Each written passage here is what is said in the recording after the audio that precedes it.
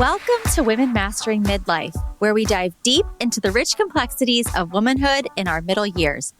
I'm your host, Victoria Bird, a pharmacist, certified women's health coach, and your guide on this transformative journey. Whether you're navigating perimenopause, thriving in menopause, or mastering midlife's many transitions, this is your weekly dose of expert guidance, compassionate support, and a judgment-free space to explore it all.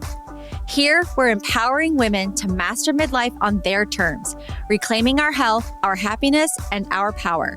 Together, we'll rewrite the narrative around this remarkable stage of life, from something to dread into a beautiful, bold transition. I'm so glad you're here.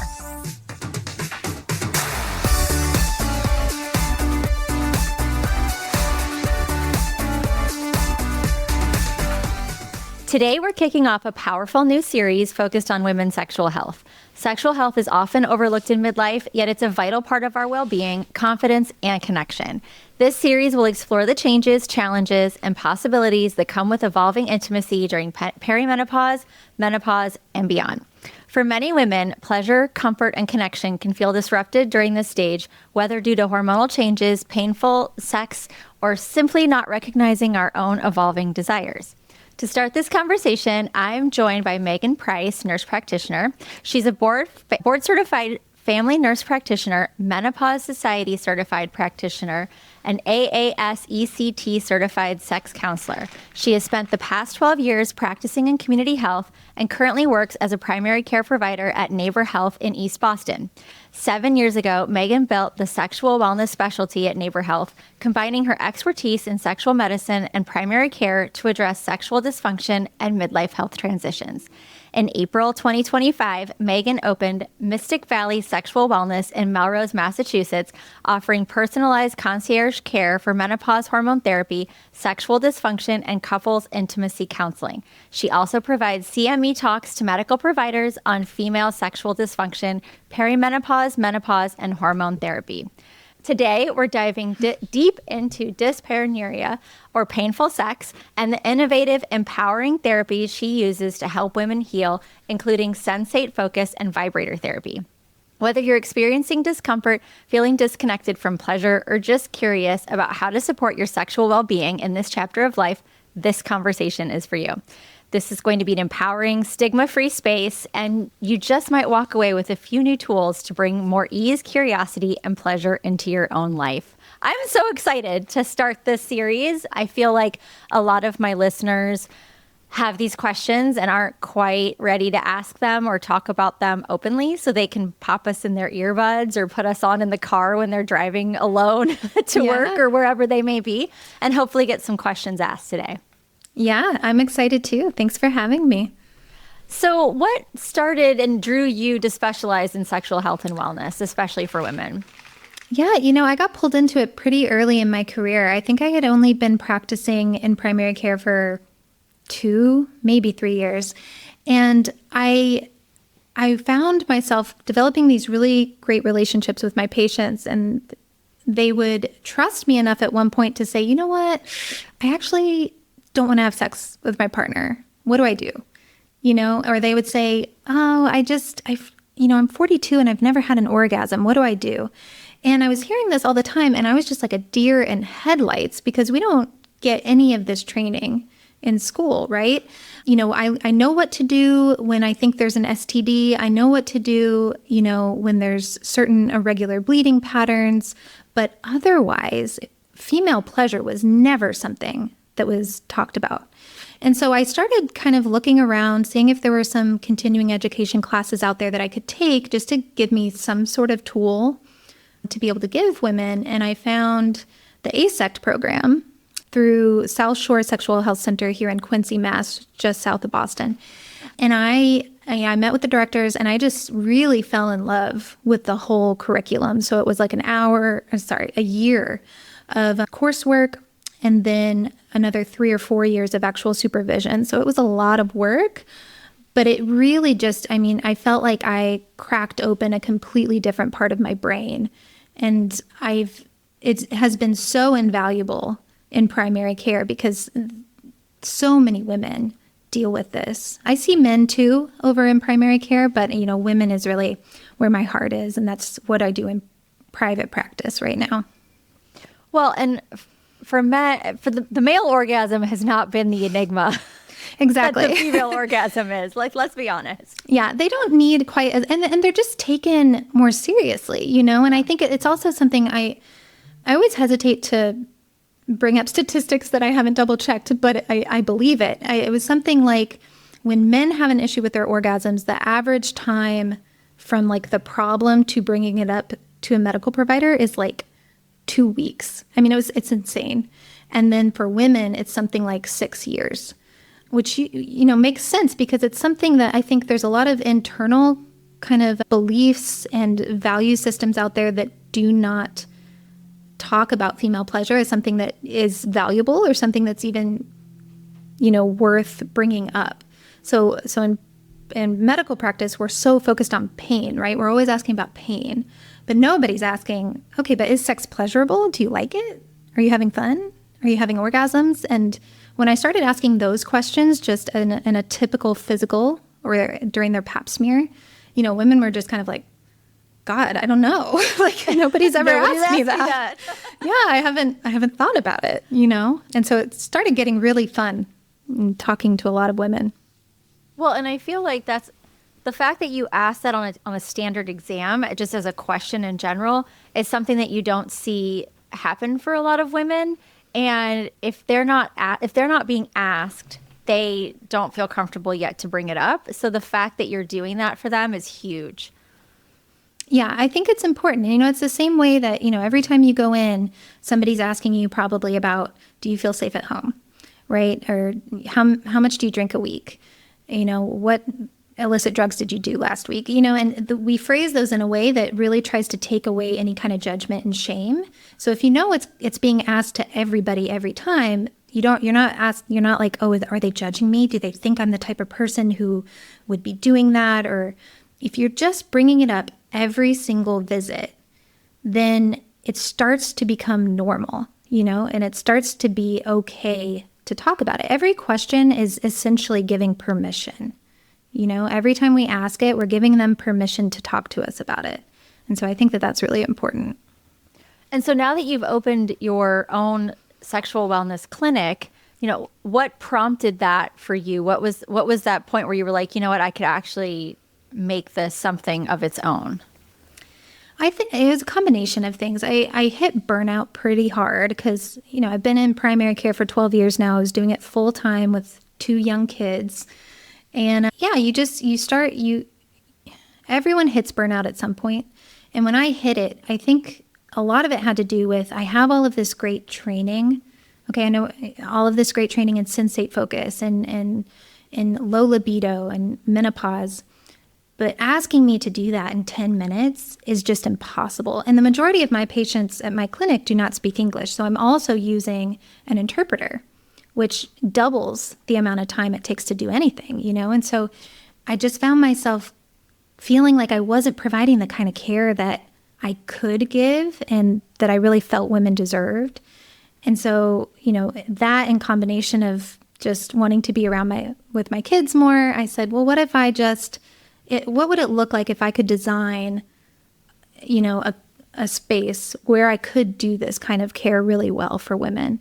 And that's kind of, you know, just the way my brain works. Once it started going, 6 months later, we were opening our doors. So that's amazing. That's amazing.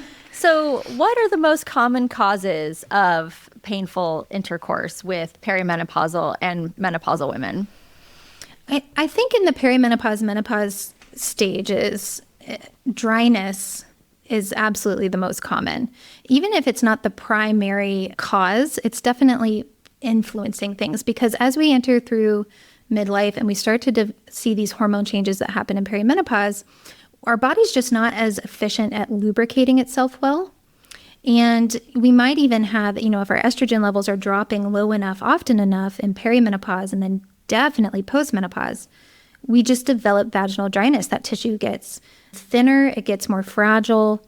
And, you know, the combination of that, the lubrication plus just the baseline dryness, really makes sex uncomfortable. And so one of the things I like to ask in terms of pain with sex is, okay, where is this pain? If we can really localize it, and that's great if we're already doing a pelvic exam, they can show me exactly.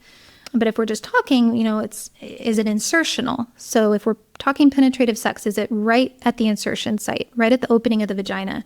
Burning at the introitus, about that opening, is very common and can persist for hours after sex. That's a good indicator to me that there's something going on superficially in the skin or some dryness.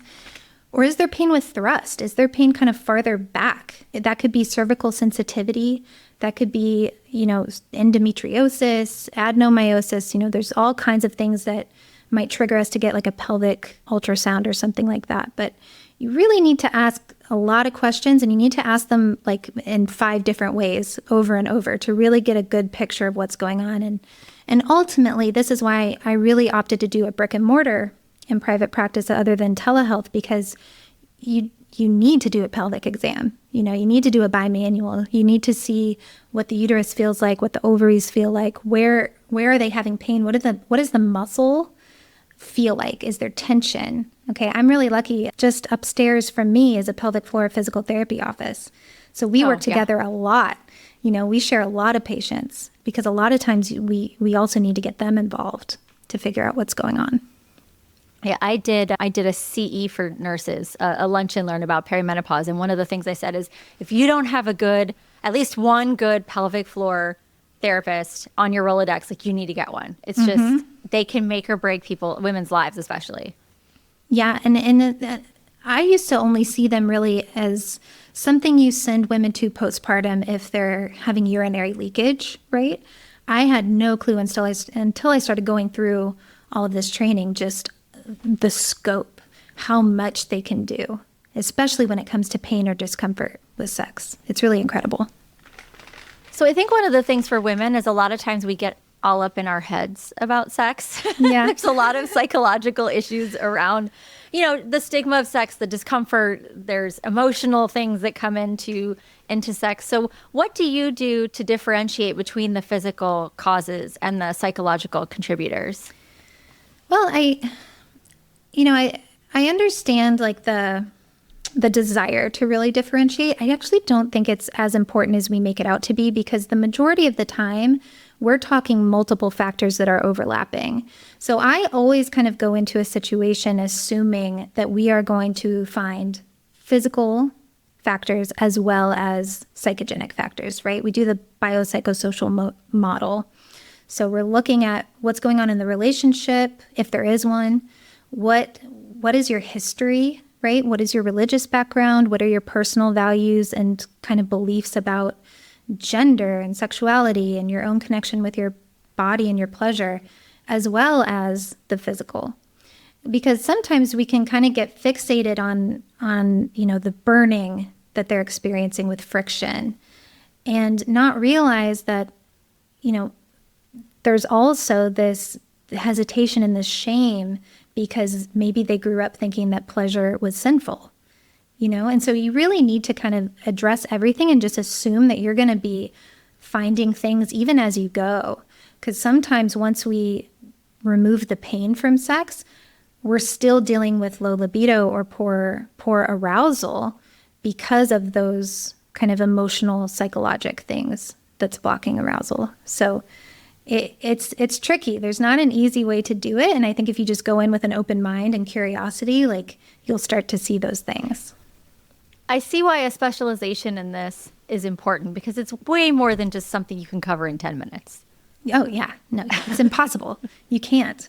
And that's what's so frustrating is because, every woman I see, I totally understand how much it took just to get them in the room to feel comfortable telling me whatever they're telling me, right? That could have been a 6 month, could have been a 2-year journey just to get there. And so for me to kind of rush through it feels terrible.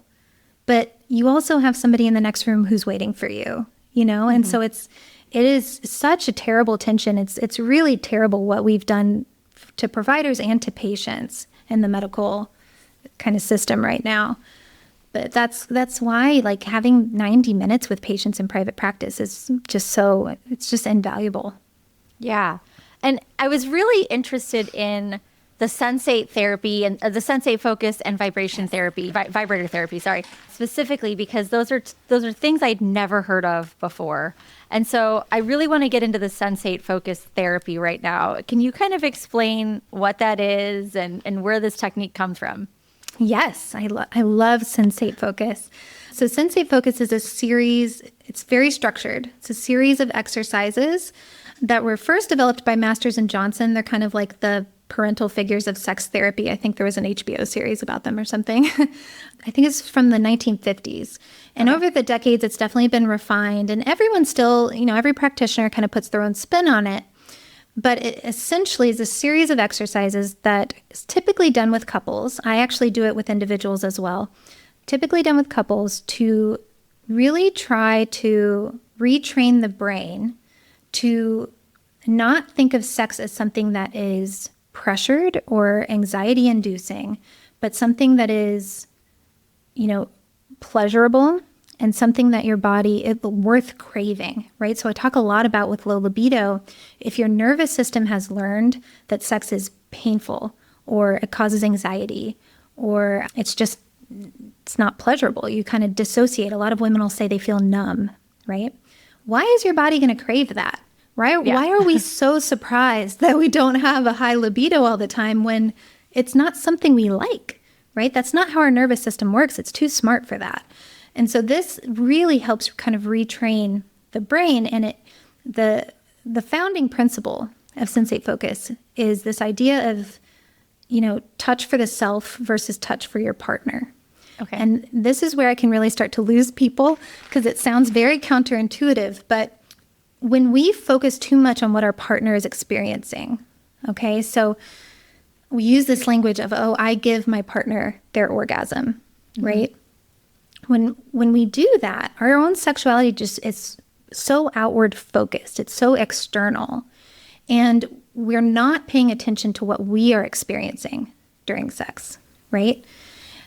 And so what happens then is that we become really dissociated during sex of what we are experiencing, our own sexuality.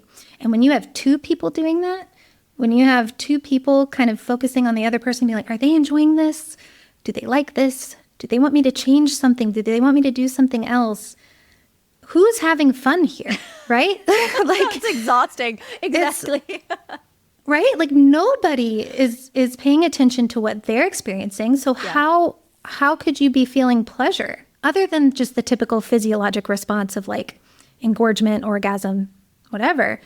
Pleasure's deeper than that. Pleasure's not just orgasm. And so what Sensate Focus does is it kind of flips the script a little bit and we say, you are in charge of your pleasure. You are in charge of your orgasm. You are not responsible for your partner's orgasm.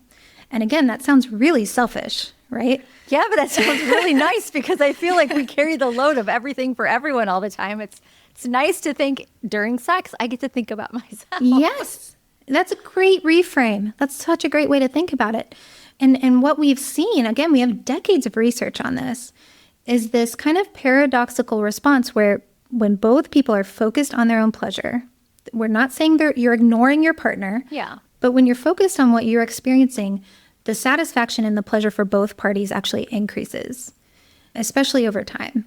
And so it's such a cool therapy, and it's such a fun process to walk through with patients, especially couples, because a lot of times they're coming to me for this after long periods of sexlessness, for whatever reason. It doesn't always need to be something as disruptive as like infidelity. Sometimes it could be as banal as just two small kids at home, and then a year goes by and, oh, hey, we haven't had sex. And then it just starts to feel awkward trying to do it again, Yeah. Well, and there's a lot of body changes that come throughout life. And so Absolutely. Those kind of things can kind of put a damper on it. And you do kind of get in the mud of parenting and lifing. And so I can see that being a reason. So how do you introduce it to your patients, especially those that are like a little anxious, feeling disconnected? How do you approach this focus therapy? It kind of depends. So a lot of times what will happen is I'll have an individual coming to me, not a couple together. In private practice, couples can come see me specifically for this, and so that's easy. But when it's an individual, I might introduce it as not exercises as a couple, but exercises on an individual level. And this is really, really great for anybody with a history of sexual trauma, because again, our nervous system has learned like, oh, sex is something to be feared, right? We go into that fight or flight response. Maybe we even have vaginismus, where the outer third musculature of our vagina actually like just tightens so much that we can't have any kind of penetrative sex. That happens a lot, especially in younger women who have had trauma or who maybe grew up in kind of a sexually repressive home or religious background. And so I'll introduce it as, going through, I talk to them about their nervous system. I talk to them about this idea of being able to experience touch and sensation fully without dissociating, without thinking about something else, just to get through it, right? And so I introduce it as self-touch exercises, and we go very, very slow. And I tell them, again, it's giving permission, right? A lot of women who have no history of self-touch or self-stimulation, giving them permission to do it, they're interested, and they are on board. And so we'll start with touch to erogenous zones kind of over the clothes, and we might do some body mapping. So color in the parts that are red, yellow, green, based on how comfortable you are with touch there. What comes up for you when you're touching these areas? And that can give us a lot of information and can really help me figure out if they're even somebody who's ready to do couples work. Because if there's a strong history of trauma, if there's a strong history of something like vaginismus, then starting couples work right away might be too much, So it's different for every person. Again, that's why it takes a lot of time. You need to know who's in front of you. You can't just hand them a handout on how to do Sensate Focus and send them home. Okay, that's kind of irresponsible. But a lot of the times I'm introducing it as just self-touch exercises to kind of ease them into it. Yeah, and I don't know about upcoming generations, but I feel like our generation and back, the idea of women touching themselves, we just don't talk about it. We don't talk about any form of self-pleasure. It's taboo. So to be getting permission from your clinician to say, this is your homework. Yeah. go home and work on this. It's not a bad thing. Maybe we should add this to like an annual exam for all women. We should. And I know we're going to talk about vibratory therapy, but I really, I try, and the language I use is very purposeful. I really try to get away from the stigma of any self-touch vibratory therapy being purely associated with sex and orgasm, right? So I use the term self-touch and self-stimulation. I don't say masturbation. Okay, I say that, this vibrator is a medical device, right? And I'm instructing you on how to use it. And our goal is not orgasm. Our goal is stimulation of those tissues, right? Because we have so much kind of social, feeling about women touching themselves. Like, oh no, women, if we tell women sex is supposed to be pleasurable, what will happen? Right? It's so scary. Yeah. They might actually expect sex to be pleasurable. Yeah, and we, that's how it is with sexual education, right? When we talk to women about young girls about sex, nobody's talking about pleasure, And so then what happens? Like, what are we telling young girls? We're telling them, oh, sex is going to be painful. Just expect it. That's fine, And again, that's something that can trigger vaginismus. If you're clenched and you're scared your first time and that's your first sexual experience, how do we expect women to just kind of relax and enjoy themselves after that? No, our nervous system remembers that. And so it clenches the next time and the next time, and it becomes this negative feedback. Yeah, I was basically expecting to get pregnant the minute I had sex. Like it was such a fearful thing put in my head for me personally that it wasn't something that sounded fun or exploratory. It sounded terrifying. Mm-hmm. Yeah. And again, like you only know, like I remember I associated sex with STDs and pregnancy, right? It's just fear-based, yeah. Right? And so it's like, well, why would I even want to have sex? Because like why are people on TV so into this, Oh, I know. And you think, oh, it must be because it's really good for men. For men, it feels good. For women, it's just what you do. which is it's awful. what we do in a relationship with a man to make them happy, satisfied, work harder, faster, whatever. All of the things. It was a service. It wasn't something for ourselves.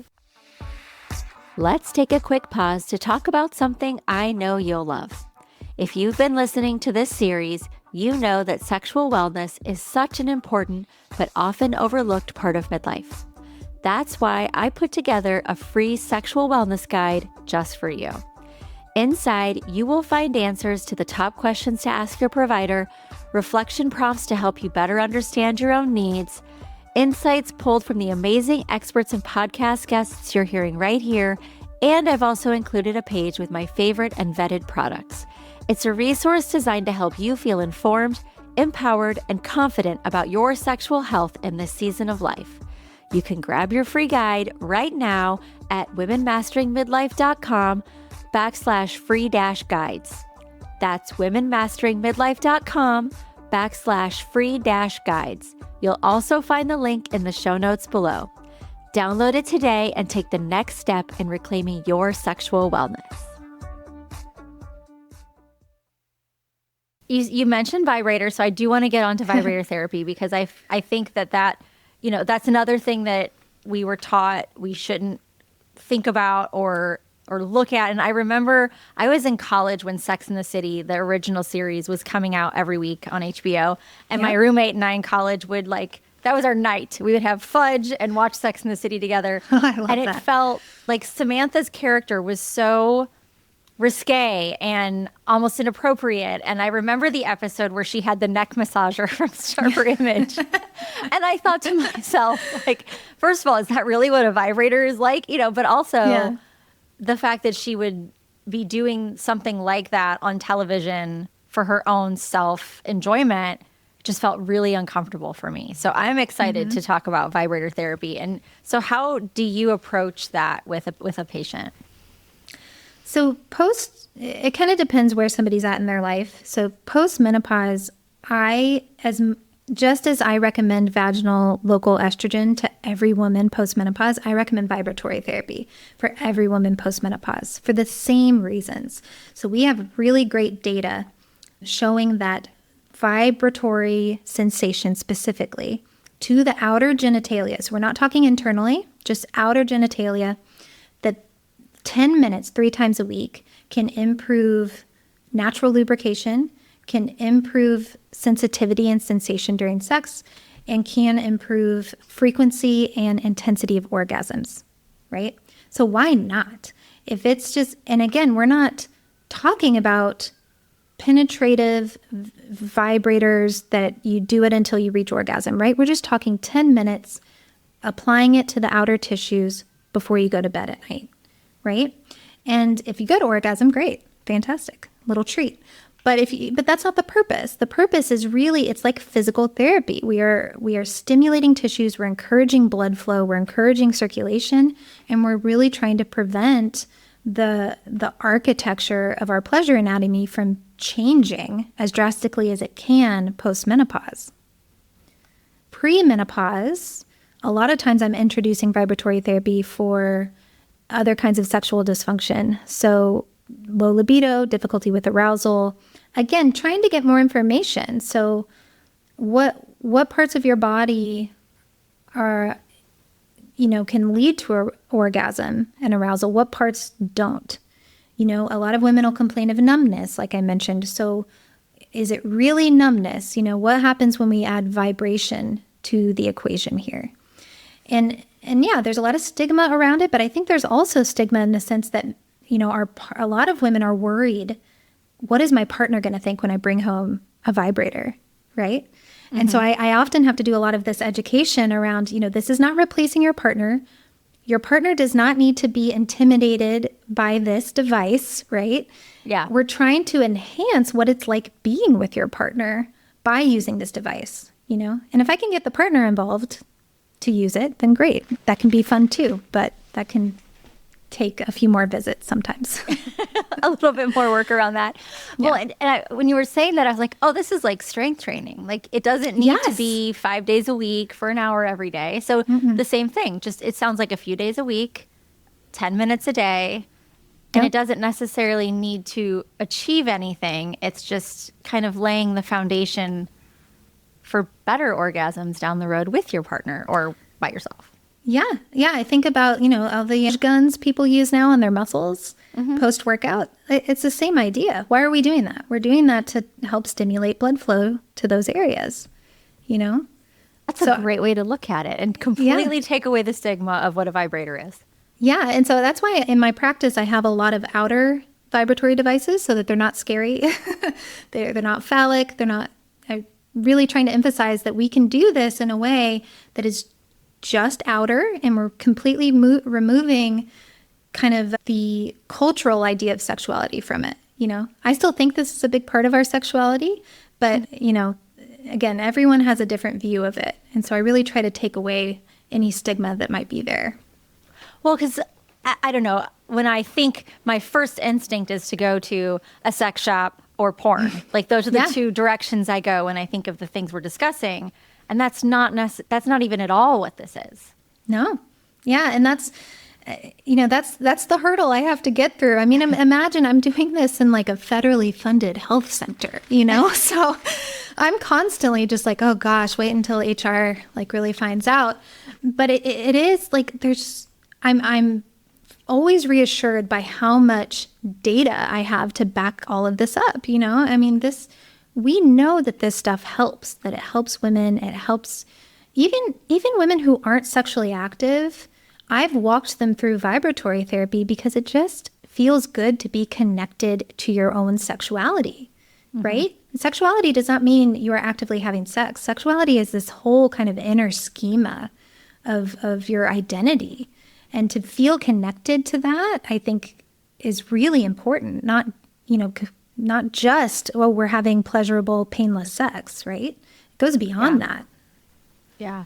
Well, personally, I feel like when I have been able to step back and take time to find pleasure in things, all things, everything in life feels better, easier, more connected. And so it's not just necessarily I want to have an orgasm or I want to enjoy sex, but it's just finding pleasure in all of life. Yeah, absolutely. I mean, we talk all the time about just self-care, right? Taking time for yourself, and that can look 1,000 different ways depending on the person. And I very much see this as self-care. You're caring for your self-esteem, you're caring for your sense of identity, your sense of self-worth. We like to think that sexuality is separate from that, and I think it's like foundational to that. So what kind of vibrators, you're talking about external versus internal, what kind of tools or what types of vibrators or tools do you typically recommend for external? Because I know there's different kinds and they do different things. Yeah, I'm not too picky. I like ones that are silicone grade, like medical grade silicone, because they're very good for your body. I get kind of nervous with anything like plastic, obviously. I like them to have, for you to have some control over the intensity of vibration. So a lot of them will have different like levels of vibration. I think that's really important, especially when we're introducing this for the first time, maybe post-cancer treatments, maybe because of pain or trauma. Starting at a low level and then having, your own ability to increase it is important. And it's okay if it is an internal device. We can still use those. I really just try and get a sense of what the patient's comfortable with. I have some women who are like, yeah, give me one of each. I am here. I'm ready. I want to try them all. And then I have women who are really, really hesitant. And so I have like a little bullet one that's so tiny and it's round. And it almost looks like a chapstick, right? Okay. So it's not scary. You can leave it on your end table, and if somebody happens to see it, fine. And we're just using it, maybe even just a minute a week, just to get a sense of what it feels like to use it. So there's a wide variety out there, and I don't think there's any that are especially wrong. But I like them to be safe, silicone, soft, and then just have some flexibility over the intensity. Okay. I'm thinking back to when I was in pharmacy school, if she hears this, she'll know I'm talking about her, but I hope nobody else will. But I had a girlfriend who was moving, and her boyfriend's family was helping, and she called me and she was like, quickly go to my nightstand, go to this drawer under these clothes, grab it, put it in a box, hide it for me. And so I think normalizing hopefully she's not like, oh my God, she's outed me. Nobody will know what I'm talking about. But I remember just like the panic of what would we do if somebody finds it, and changing that conversation to, I have teenage daughters that at some point will be women. And I hope that when they are this age, they are way more comfortable having these conversations and devices in their life, because why would you not want that for someone you love? Yeah. And I think it is hard. I mean, I have a young daughter, and I think about the conversations I'll have with her in the future, and it's very different, like kind of like the Instagram versus real life, right? I have my ideal, like, me being like a with it sex counselor, the kind of conversations I'll have with her versus what I might actually say in real life, right? There's that tension for me too, right? Even though I believe all of this and I talk about this all the time. Oh my gosh, my own daughter, who right now I'm like, I can never think of her as a sexual being, right? I mean, I think it's hard, and it's not to say it's easy, but yeah, I think starting to incorporate these things as if they are just normal parts of being a woman, I think is the first place to start, Yeah. Oh, absolutely. Mine are 14 and 16 now, so we're a little bit farther into the uncomfortable conversations that come with growing up. But I do remember, just as they got older, the questions that came, I knew I needed to be open and honest when they would ask, because I remember what it felt like growing up to not know what was going on in my body. And so, but I still remember eating chili, like, huh? You just asked me what? I remember the bowl I was holding, and I was like, oh, okay, reduce the stigma, make them feel comfortable. Like, I had this whole internal dialogue with myself of like how to approach this the correct way, because it is easy to just like shut it down and be like, oh, the stork brings babies and you don't need to worry about that till you're older. But that does help, I'm hoping, remove the shame and empower the next generation, which is how I'm going to segue into my next question, is that I feel like our generation is still really embarrassed and shamed about sex. We're just starting to come to having conversations about hot flashes and hormonal changes. Yeah. So how can we help women, or how do you help women shift that narrative from that shame and embarrassment? That's a really good question. I mean, I hope I am doing that. Yeah. Just by being present, and I like putting it, it's hard on social media because that's where I do a lot of my education. And, we can't use a lot of basic terminology or our videos get flagged, right? Or we could get kicked off. You can't say vulva on social media. I just did a whole thing because it's Say Vagina Month. And so I just did a whole video about saying the word vagina and how ridiculous it is that we have to say all these other little stupid names for it to get around. And it's hard because that's where so many women are getting their information right now, because they're not getting it in their doctor's offices most of the time, right? And so it's weird that menopause is kind of having this like renaissance that's really fun to be a part of. I'm a menopause specialist, so I'm enjoying that. But I am not doing as much talk about sexual wellness and libido and lubrication and orgasm, because I can't, because I'm being censored, Yeah. So, I mean, it's hard. I think we need to try, I do as many CMEs as I can with other primary care providers to get them comfortable at least asking the questions. Like, there is this fear of medical providers. You don't want to ask a question that you're not going to be able to do anything with the answer, right? So if I ask about pleasure and the woman's like, no, and then I'm like, oh, okay. Yeah. Ooh, sorry, I don't have anything to say. Yeah. Like, just part of getting older. Yeah. Ooh. So like, I get that. And so I'm trying to do as much education for other medical providers as possible to give them some tools to be able to talk to women about this. But yeah, I mean, I think it's going to take a huge cultural shift, to be able to talk about these things without stigma, without shame. And I think that that's compounded by the fact that we're doing so much now over Zoom. We're not doing as much stuff in person. And so, we all talk with our girlfriends differently when it's a group of 3 of us versus, texting, right? And so I don't know. I that's a really good question. It's one I think about a lot. I don't know how we kind of turn the tide on this other than just really trying to talk about it in spaces like this where there is no censorship, right? Or I don't know. Is there? No, we'll get an E. I'm sure we'll get an E on Spotify and Apple, but that's fine. Yeah, where you just have freedom to talk about it, and I'm trying to do that too in my community with my private practice, being present with more things, doing more talks that are, free and open to the public, just even get some of the language out there, I think it's important. Yeah, I'm not sure if Instagram or, all social media really, but having to use like SEGGS. I hate that for sex so much. Do you know how embarrassing? And then you get comments like, if you can't type it, why are you talking about it? And it's like, it's really, I would love to talk about it and I would love to, spell it correctly, but I have to use these silly words so that people don't, flag me or I get shadow banned. Yeah, it's nonsense. I hate it so much because it just feeds into this idea that it needs to be under wraps, right? That it's not something that's safe to talk about. I don't know. It's frustrating. Maybe someday we'll figure out, because I feel like there's this delicate balance between explicit content that people should be protected from on social media and on the internet, and clinical scientific conversations about anatomy and physiology. Mm-hmm. I mean, Absolutely. They're smart enough to give us ads specifically based on what we look at and what we talk about.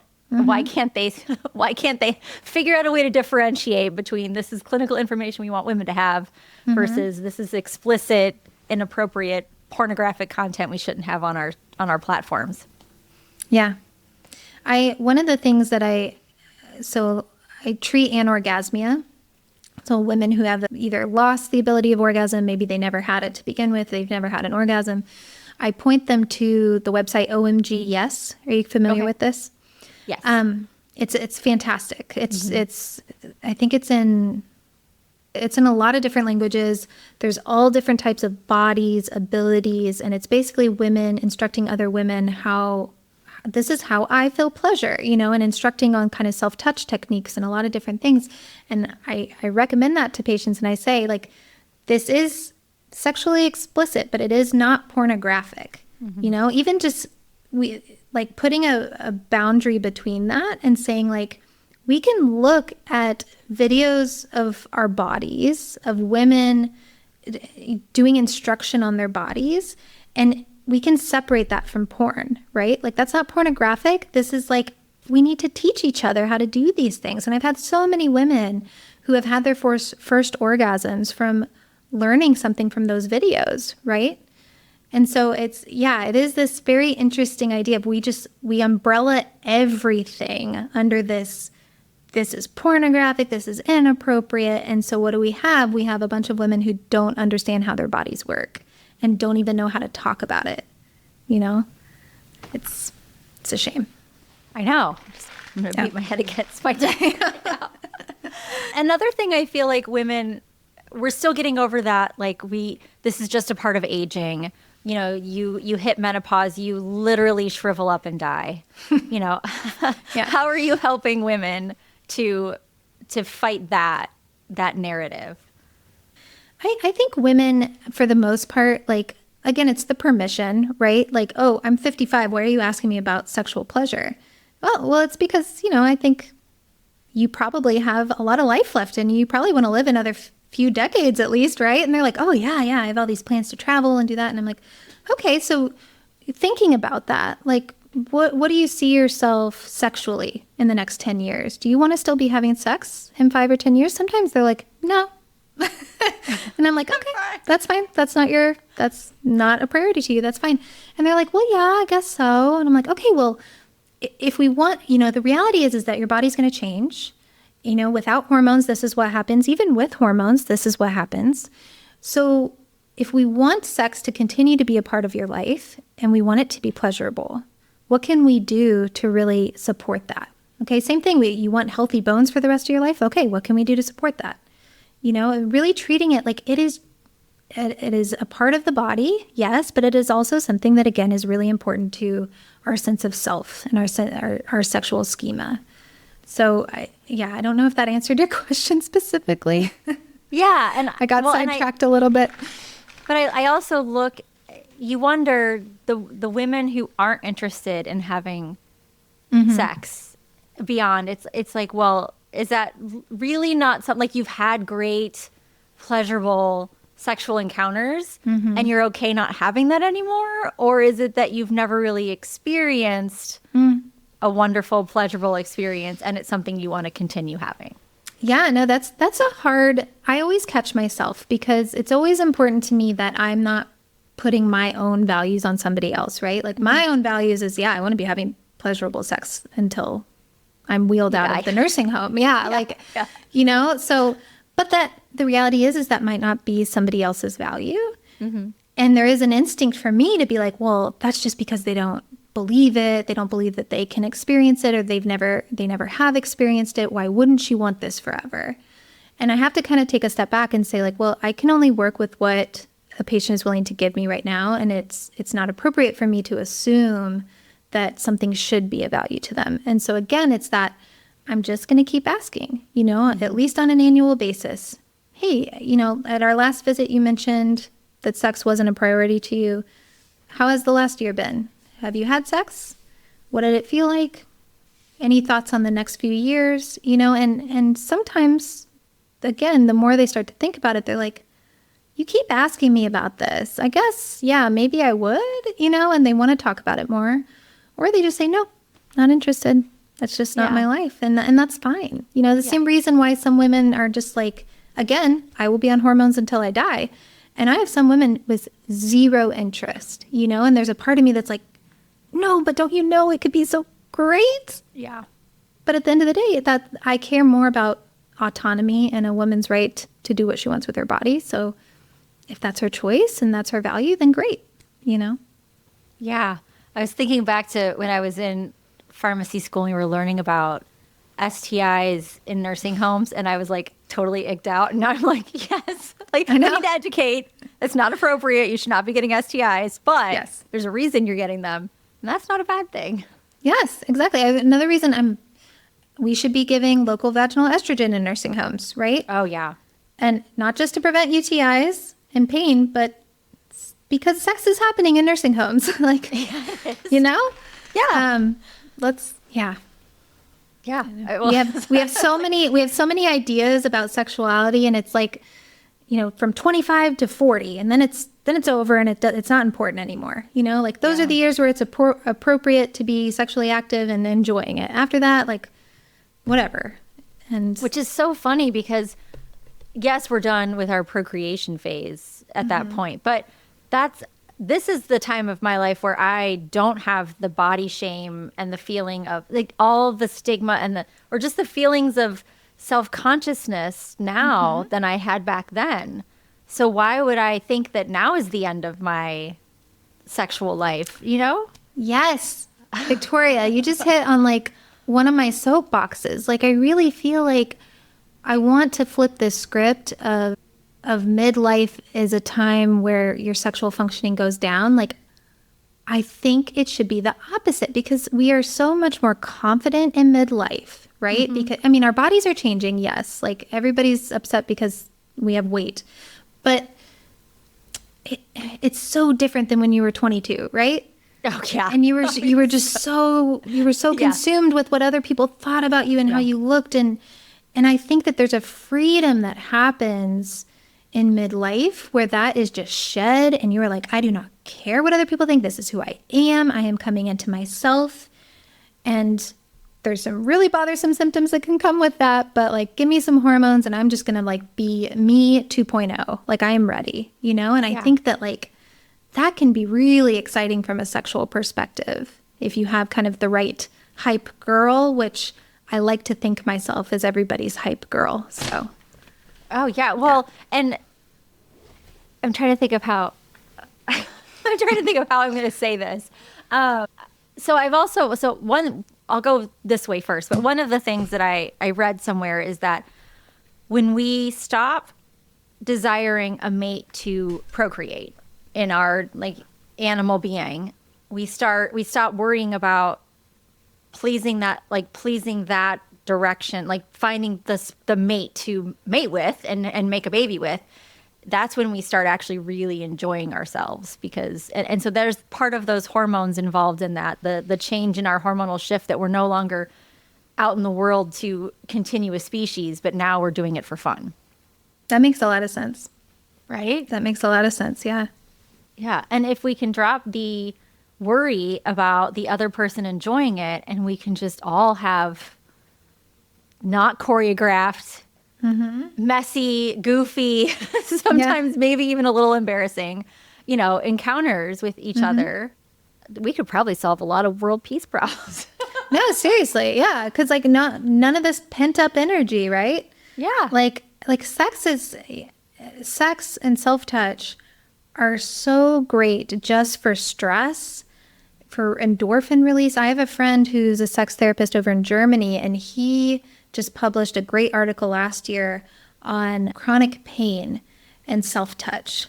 So they found that women who are regularly participating in self-touch, to orgasm in this case, had markedly different chronic pain levels compared to like placebo group, which in this case, placebo group, just non-touch group, right? Yeah. So, I mean, that's incredible. I mean, think about how much medication we pump into people to treat chronic pain, right? But we don't want to tell them like, hey, I like that prescription a whole lot better. I mean, it's so fascinating. It really is this untapped area. I think we have so much of treatment. We have a lot of the treatments for chronic conditions already kind of in us. I'm not anti-medicine at all. That's not what I'm saying. Yeah. But we just have so much like untapped potential in our own bodies and in our own minds. And yeah, I read his study and I was just like, oh my gosh, that's so cool. So we could take care of the opioid crisis too at the same time. That would be wonderful. People are less stressed. They're connecting with each other better.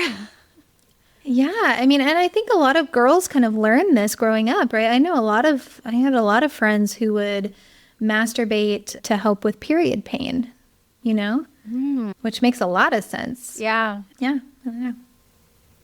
It's cool. I love what I do so much. Yeah, we're just getting into it too, and I think that there's a lot of things that we're learning about the nervous system, and even in pharmacy school, we never discussed nervous system regulation or anything about our nervous system, but understanding how it's connected to a lot of our disease states, a lot of our mental issues, physical ailments, a lot of it has to do with our nervous system. And if we're taking care of our nervous system, which is part of self-pleasure, it's your nervous system. So if we're thinking from a holistic standpoint, this is something we should all just be doing, like strength training. That's my end point. Exactly. I mean, I sell it to people. I'm like, this is like physical therapy for your vulva. It's just like any other part of the body. Yeah. I do that with men too. When I do like arousal awareness training for men to help with things like rapid ejaculation. And it's funny trying to differentiate masturbation from self-touch with them. It's women get it, and men, it takes a lot of visits. If they even come back to see me, a lot of times they are not buying what I'm selling. But yeah, it's women intuitively kind of get this, I think, on a different level, because again, we don't really have that kind of base of sex is supposed to be pleasurable, right? Yeah. We've had to learn about sex as something else. Yeah. Well, I think I just figured out my carousel cover for a carousel on this episode is going to be, self-touch is physical therapy for your vulva. Yes. Check the arrow. It is. Yes. Arousal awareness training. Yeah. That's wonderful. So if in leaving this conversation, what is one thing you're really hopeful for the future of sexual wellness and education? We'll stick with the midlife population because that's really who's listening to this. The 20-year-olds will figure it out in a few years themselves. But for the audience, what's something that you're hopeful for? I hope that it becomes a standard part of midlife care, the same way, like, again, menopause is having its renaissance right now, right? Hormone therapy is being talked about so much. And I want sexual wellness to be a part of that conversation because, you know, I see it all the time. Women come in and they want testosterone, right? Because they've been told testosterone is going to fix their libido. And, you know, 50% of the time, yeah, sure, it does. But 50% of the time, it does nothing. And so then I see all these providers who are kind of like, oh, what do I do now? And I think incorporating this training into menopause comprehensive training for providers is going to be so important. Like I want more medical providers to know about Sensate Focus and to learn how to do it. I want vibrators to be for sale or as a part of a package for every single private menopause practice there is, right? Yeah.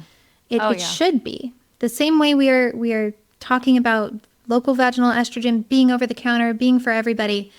Vibrators are being, they're being taken out of pharmacies in some states, right? Because they're pornographic. You know, I mean, it's there Let's needs not step backwards, please. I know we need to change this conversation, and it needs to just be part of midlife care. It needs to be a holistic pillar. wellness plan. Yeah. Absolutely. I agree. And I was talking with a friend of mine who's a physician, and we have this like pipe dream of a brick and mortar wellness center here and what we would have, you know, and we talked about nutrition and yoga and stress mitigation techniques, all the things. And we should just have like a wall of different vibrators when you walk in the door. All sorts of pretty colors. We'll get them covered on your flex spending account. Yeah, I mean, call it a medical device and get that FSA money. Yeah. Yeah, for sure. Seriously. Ooh, light bulbs are going off. Thank you. I'm excited. You should do it. I love this work, and I'm trying to put together maybe like a CME for Sensate Focus for medical providers, but you know, it's hard to get people on board with why this is important and how it can transform your practice, you know? But yeah. Maybe someday. I've got so many light bulbs going off in my head right now. Like, oh, the things we could do. Yeah. All right. Well, thank you so much, Megan, for coming on and talking about this. And I will make sure in the show notes we have links to where to find you and your practice and Sensate Focus, and we can put some links to websites for women to check out that are non-pornographic, beautiful clinical websites to learn about how to use their, how to promote pleasure and wellness in their own bodies. So thank you so much for coming. Thank you for having me. This was so fun. Thank you for listening to this episode of Women Mastering Midlife. If something you heard today resonated, I'd be so grateful if you'd share it with a friend who might need a little extra support on her midlife journey. Remember, small changes can make a big difference, and you don't have to navigate this transition alone. We will be back next week with more expert guidance and compassionate conversations to help empower you to master midlife on your terms. Until then, you can find us on Instagram at Women Mastering Midlife, or come connect with me directly at Miss Victoria Bird. And you're looking for deeper connection and support, be sure to join us in the Women Mastering Midlife community. We'd love to continue the conversation with you there. If you've enjoyed this episode, please rate and review this podcast. It helps us reach more amazing women mastering midlife just like you. You'll find all the links from today's episode and ways to connect in the show notes below. See you next time.